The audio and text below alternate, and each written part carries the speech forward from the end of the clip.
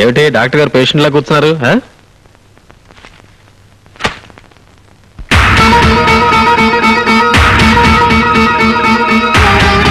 నా పేరు వసంత.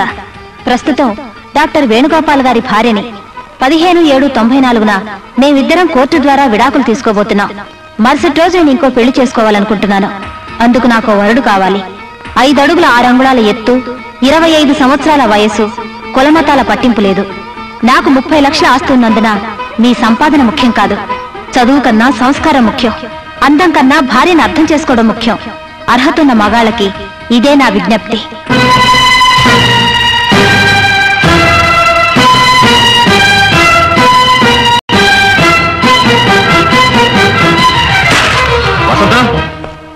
వసంత,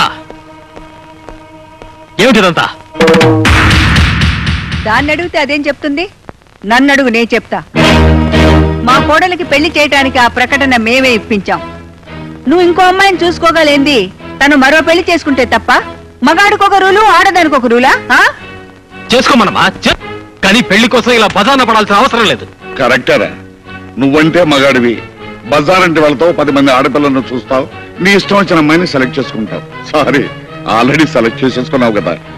మరి వసంత్ అంటే ఇంట్లో ఉండే పిల్ల, ఎక్కడికైనా వెళ్తుంది, ఎవరిని చూస్తుంది. అందుకని ఈ విధంగా పేపర్ ప్రకటన ఇచ్చి ఆ వచ్చిన వాళ్ళలో తనకు నచ్చిన వాడిని సెలెక్ట్ చేసుకునే కర్మ పట్టింది. దెబ్బతిన్న మనిషి కదా, జాగ్రత్త ఎక్కువ తీసుకుంటుంది. ఏ జాగ్రత్త తీసుకోవచ్చు, ఎవరినైనా ఎన్నుకోవచ్చు. కానీ ఈ హడావుడంతా ఇంకా విడాకులు రాకుండానే నా భార్యగా ఉండగానే చేస్తే ఎలా చెప్పండి?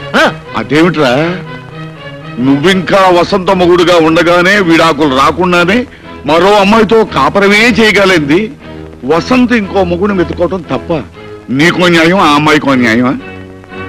ఆ వసంత, బజార్కి వెళ్ళి నీ పెళ్లికి కావాల్సిన నగలన్నీ కొనుక్కొద్దాం పదా. అమ్మా, వసంత ఫోటో ఇవాళ్లే పేపర్లో వచ్చింది, ఇప్పుడు బయటికి వెళ్తే ఎలా? ఏరా, వెళ్తే ఏమైంది?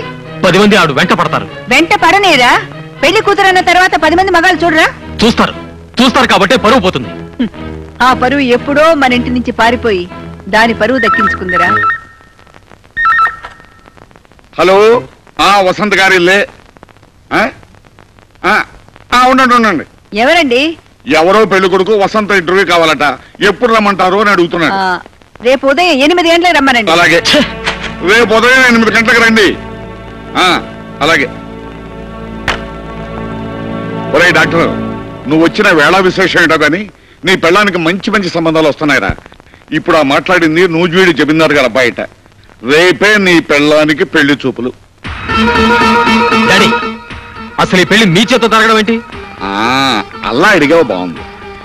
ఎప్పుడైతే మాతో చెప్పకుండా నువ్వు ఆ అమ్మాయిని పెళ్లి చేసుకోవడానికి ఒప్పుకున్నావో అప్పుడే మీ అమ్మకు నీ మీద నమ్మకం పోయింది. రేపు ఆ అమ్మాయి వద్దంటే నువ్వు మాకు తలగొరువు పెడతానికి రావేమోనని మీ అమ్మ భయం. అందుచేత కోడలికి పెళ్లి చేస్తే ఆ వచ్చే కొడుకు వరుసవాడైనా తలగొరువు పెడతానికి వస్తాడేమోనని మీ అమ్మ ఆశరా.